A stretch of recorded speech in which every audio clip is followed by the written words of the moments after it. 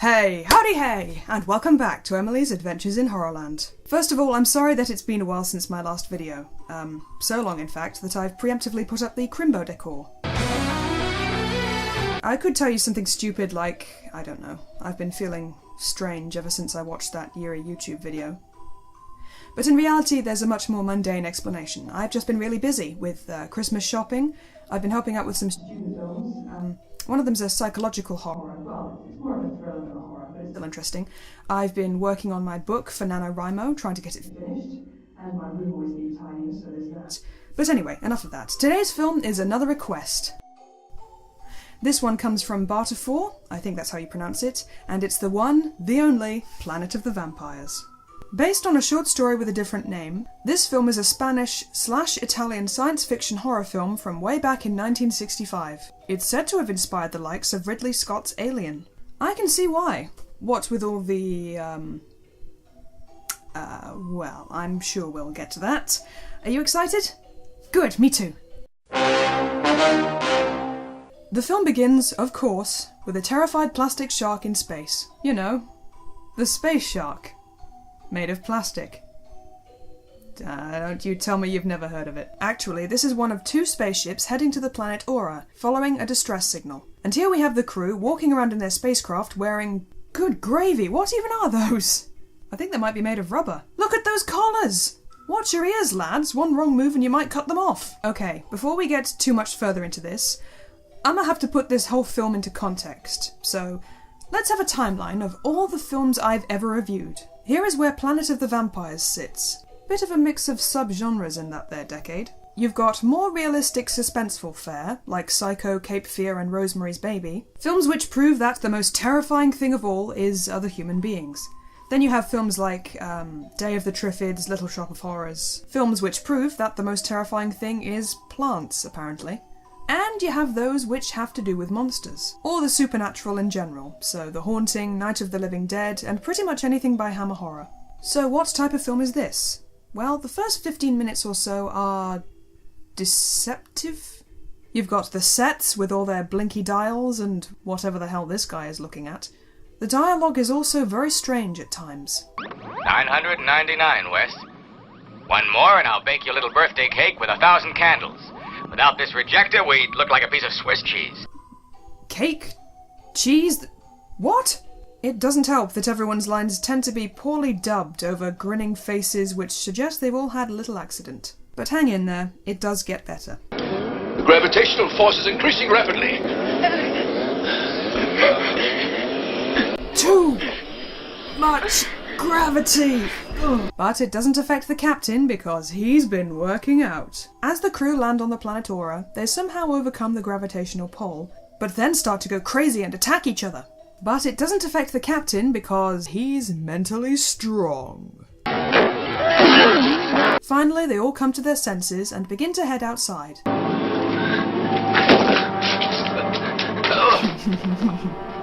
The planet appears to have an atmosphere, which is just as well, because I don't see any oxygen tanks to go with those helmets. Now, the first 15 minutes are awkward and silly, but I'll give Planet of the Vampires this. It looks pretty damn interesting. Look at all this floor fog, all the colours and the weirdly shaped rocks.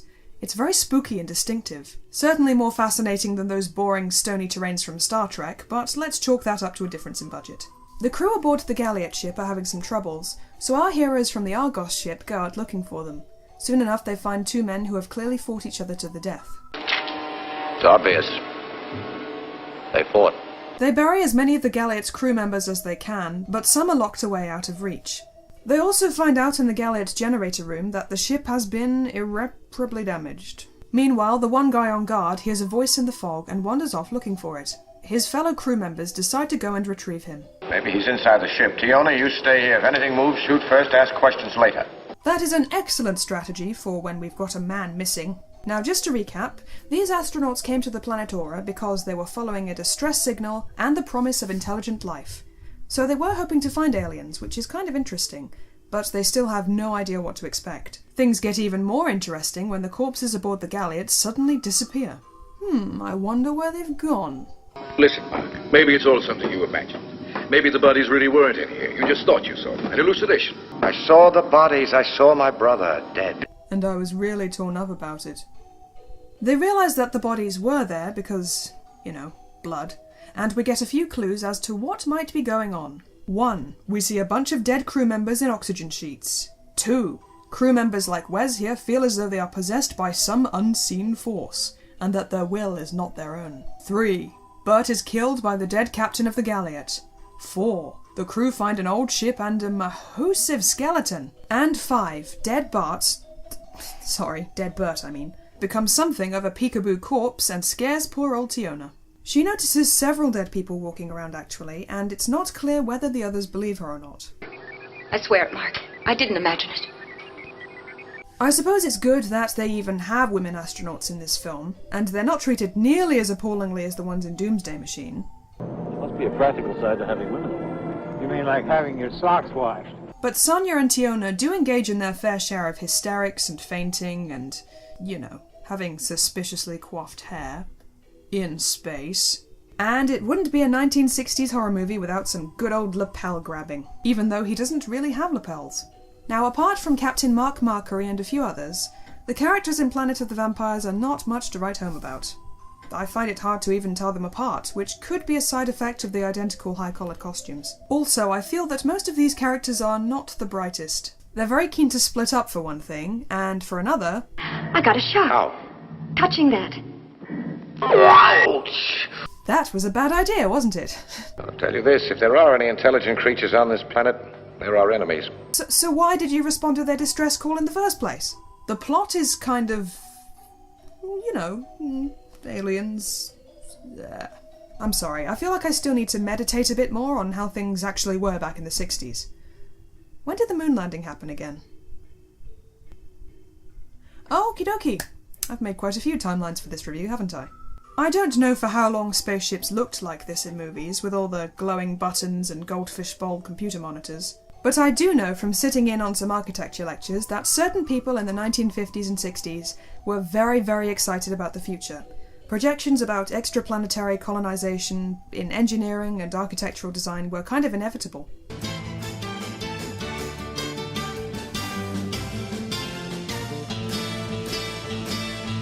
You can see how space travel might create some anxiety as well as enthusiasm. Case in point, the Triffids from that film which I dislike. The more of our universe there is to explore, naturally, the more likely it is that something nasty will crawl out of it and attack us. Aliens didn't really kick in until the 50s and 60s, at least in sci-fi horror films. Before then, it was mainly about scientific experiments gone wrong and things crawling out of the water. That's right, ladies and gentlemen, space is the new ocean.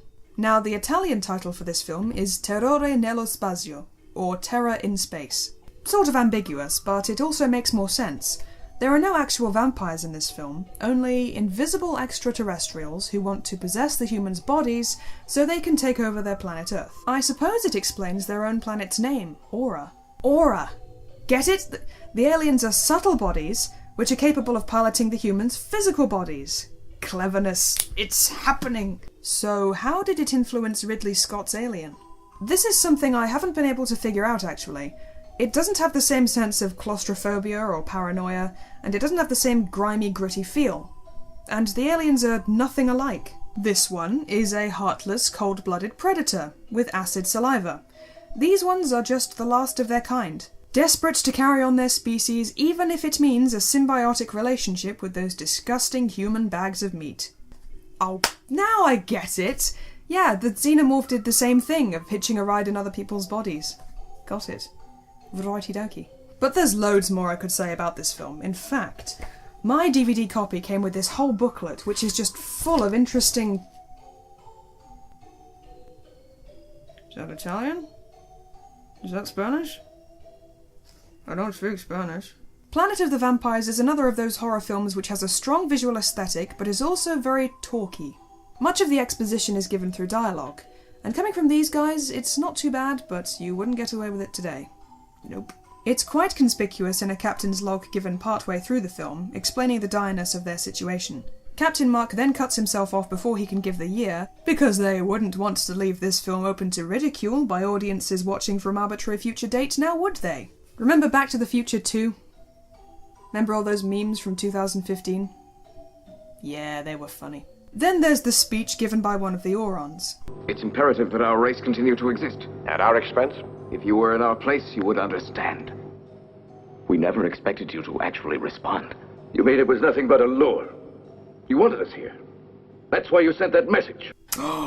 What a cunning trick. They sent a message because they wanted them there. My mind has been blown. In order to return to Earth, the crew of the Argos need a meteor ejector from the Galliot ship. And they also have to stop the aliens from possessing them. So this leads to an epic shootout scene with no music at all.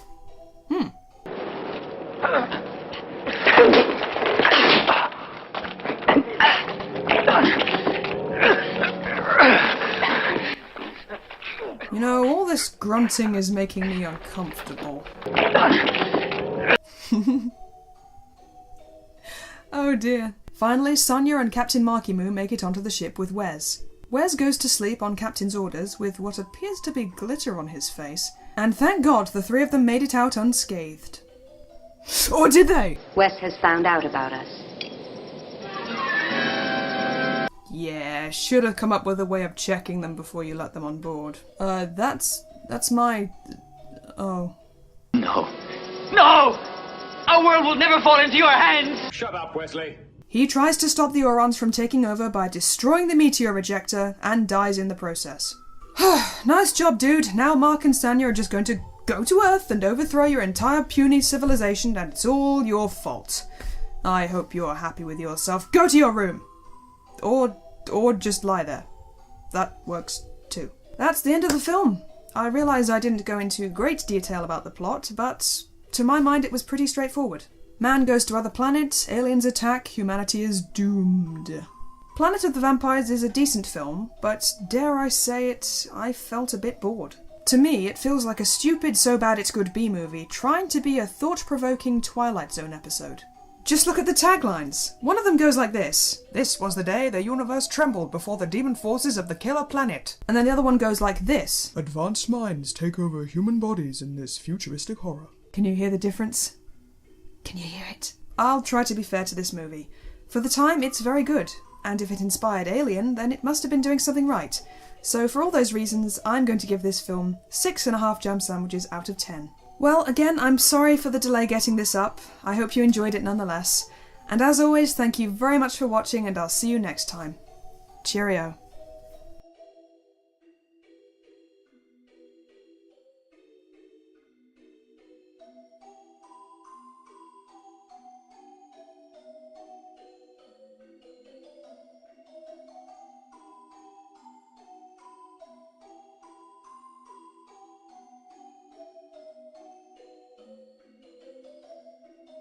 So